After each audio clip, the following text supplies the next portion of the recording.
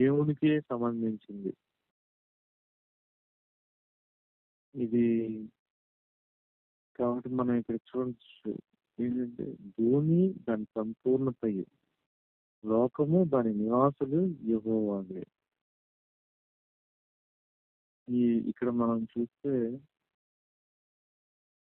ఏది కూడా నేను చేశాను, నా వల్ల కలిగింది ఈ భూమి మీద మనం అంటే మన హృదయాల్లో ఆలోచనలు ఎలా ఉంటాయంటే కొన్ని మన ద్వారా జరిగింది అని మనకి థాట్స్ వస్తా ఉంటాయి. నో, అది కాదు.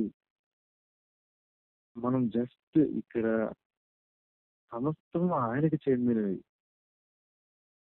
కాబట్టి మనం ఇవన్నీ కూడా ఆయన వశమే ఉన్నాయి. ప్రతి మనిషి కూడా అసలు లోకము దాని నివాసులను యెహోవావే. ప్రతి మనిషి బిలాంగ్స్ టు గాడ్ అనేది మనం ఇక్కడ చూస్తున్నాం. కాబట్టి ఇది మనకి ఏం తెలియజేస్తుందంటే ప్రతిదీ ఆయనకి చెందింది. కాబట్టి ప్రతి పరిస్థితిలో కూడా మనం చూడాల్సింది ఆయ ఆయన్ని చూడాలి అనేది నాకు అర్థమైంది. ఇంకా దేవునికి చెందింది. కాబట్టి దేవుడి నుంచే ఏదైనా మనం పొందుకోగలం. దాన్ని ఆయ ఆయన కృప వలన మాత్రమే మనం దాన్ని ఆయన దయ వలన మాత్రమే మనం దాన్ని రిసీవ్ చేసుకుంటున్నాం మన జీవితాల్లో. కాబట్టి ఏది మనం మనం చేసామని గాని, మనం మంచివారు మనం పొందుకున్నామని కాదు గాని, జస్ట్ బికాస్ ఆఫ్ ఆయన మెర్సీ వల్లే మనం ఏదైనా రిసీవ్ చేసుకోగలం అనేది నాకు అర్థమైంది ఒక విషయం. కాబట్టి మనం సమస్తం ఆయనకి చెందినవి కాబట్టి నేను దాన్ని వాడుకోవాలన్నా, చేయాలన్నా ఏదైనప్పటికీ నేను ఆయన్ని అడగాలి మొదట. కాబట్టి ఆ విషయంలో తర్వాత మనం చూస్తే మూడవ వచనం యెహోవా పర్వతమునకు ఎక్కదగిన వాడెవడు? ఆయన పరిశుద్ధ స్థలంలో నిలవదగిన వాడు ఎవడు? ఆయన మళ్ళీ ఇక్కడ దావీదు 2 క్వశ్చన్స్ అడుగుతాడు. పర్వతమునకు ఎక్కదగిన వాడెవడు? ఆయన పరిశుద్ధ స్థలంలో నిలవదగిన వాడెవడు? 4వ వచనం దానికి ఆన్సరు వ్యర్థమైన దాని యందు మనస్సు పెట్టకయు, కపటముగా ప్రమాణము చేయకయు, నిర్దోషమైన చేతులను శుద్ధమైన హృదయం కలిగి ఉండువాడే. ఇంత క్లియర్ గా బైబిల్ ఇది నాకు చదివినప్పుడు చిన్న పిల్లలు చదివినా కూడా అంటే ఆ, వాళ్ళు అర్థం చేసుకునే వాళ్ళు ఎవరు చదివినా కూడా ఎంత క్లియర్ గా దేవుని వాక్యం అర్థమయ్యేలా ఉంది.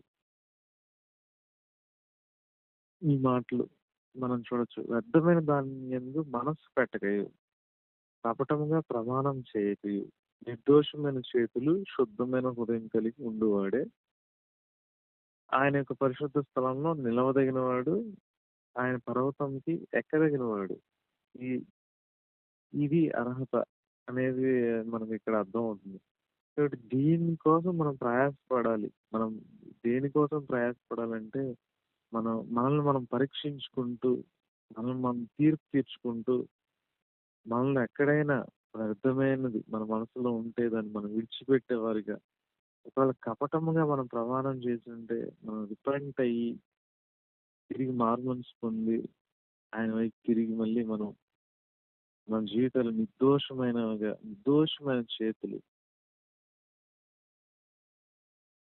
శుద్ధమైన హృదయం కలిగి మనం ఉన్నప్పుడు తిరిగి మళ్ళీ అది ఎలా దేవుడు మళ్ళీ మనల్ని ఆశీర్వాదంలోకి నడిపించుతున్నాడు.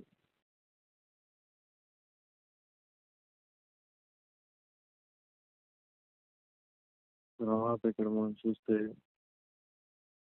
ఇక్కడ 7వ వచనంలో కూడా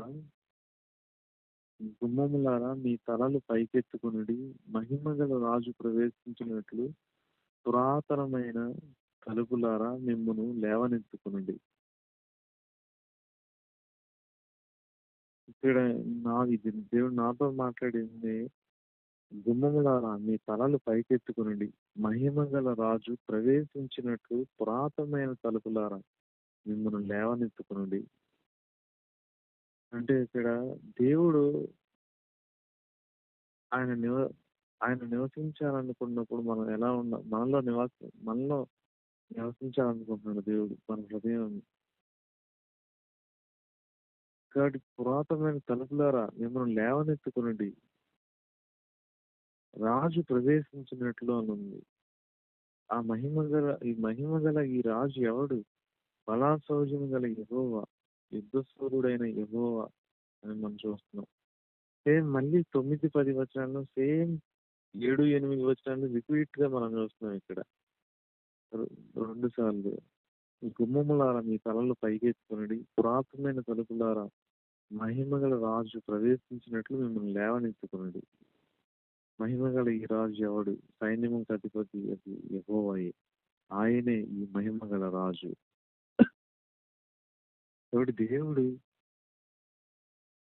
ఆయన రాజుగా, మహిమగల రాజుగా ప్రవేశించినట్లు పురాతనమైన తలుపులారా మిమ్మల్ని లేవనెత్తుకోండి అని ఉంది. కానీ దేవుడు ఆయన ఈ రోజు ఎక్కడ నివసించాలనుకుంటున్నాడంటే ఆయన మన హృదయాల్లో ఉండాలనుకుంటున్నాడు ఆయనకి. కాబట్టి మన హృదయాన్ని మనం ప్రిపేర్ చేయాలి. ఎలా ప్రిపేర్ చేయాలంటే మన జీవితం, మన లైఫ్ ఎలా ఉండాలనుకుంటున్నామంటే అది మనం అక్కడ 4వ వచనంలో చూడొచ్చు. మనం ఆ తలుపులు ఎలా తెరవాలంటే ఆ దేవుడు మనలో వచ్చి నివాసం చేయనట్లు మనం ఎలా జీవించాలంటే ఇది ఆ పైన 4వ వచనమే దానికి వ్యర్థమైన దానిని మనం మనస్సు పెట్టకి, కపటముగా ప్రమాణం చేయకి, నిర్దోషమైన చేతులు శుద్ధమైన హృదయం కలిగి ఉండేవాడే. కాబట్టి ఆ ప్రిపరేషన్ ఏంటంటే ఆ హృదయాన్ని తెరవడం, మనం తెరిచి ఆయన మనలో నివసించినట్లు మనం ఆ స్థలం దాన్ని ప్రిపేర్ చేయడం అంటే ఏంటంటే ఇదే ఆ ఇన్నర్ లైఫ్ మన అంతరంగంలో, బాహ్యముగా కాదు, అంతరంగంలో మనం పాపాన్ని ద్వేషించి దాని రూట్స్ కట్ చేయాలి. పాపం ఏదైతే ఉందో మన జీవితాల్లో, మనం దేన్నైతే వ్యర్థం ఈ భూమి మీద వ్యర్థమైంది ఏదైతే ఉందో దాన్ని మన మనస్సును పెట్టగా, మన మనసు ఎక్కడ ఉండాలంటే అదే మీరు మనం న్యూ టెస్టిమెంట్ లో మనం మన మనసును ఎక్కడ పెట్టుకోవాలంటే క్రీస్తు పైన ఉన్నాడు, పరలోకమందు ఉన్నాడు, మీ మీ మనసు అక్కడ ఉండాలని ఉంటది. ఫిలిప్పీల రాసిన పత్రిక అనుకుంటా. సో మనం ఎలా ప్రిపేర్ గా ఉండాలంటే ఈ భూమి మీద ఉన్న వాటిపైన కదా మన మనసు ఉండాల్సింది. ఈ భూమి మీద ఉన్న ఈ పొజిషన్స్, ఘనత, ఇంకేదైనప్పటికీ క్రీస్తు కానిది ఏదైనప్పటికీ ఈ భూమి మీద మనం వాటిని అది ఎలా ఉందంటే అది వ్యర్థముగా ఉంది మన జీవితాల్లో.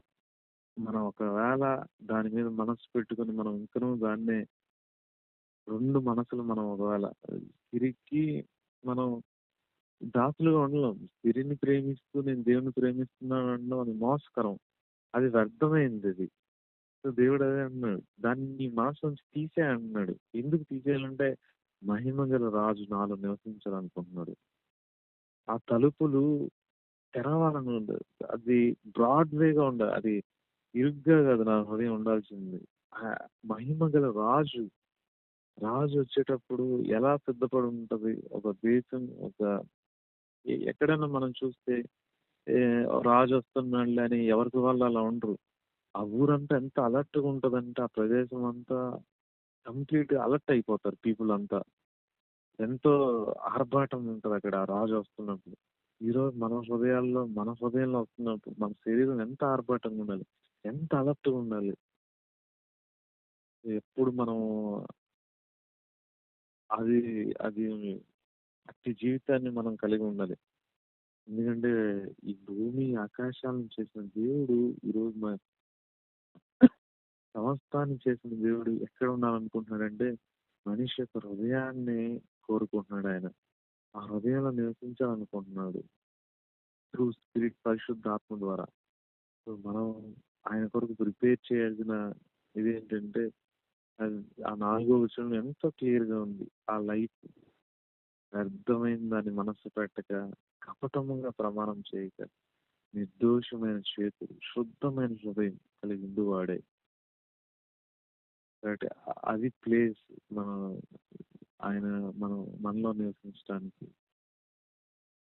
సో, ఓకే అన్న ఈ మాటలు దేవుడు దీవించిన గాక.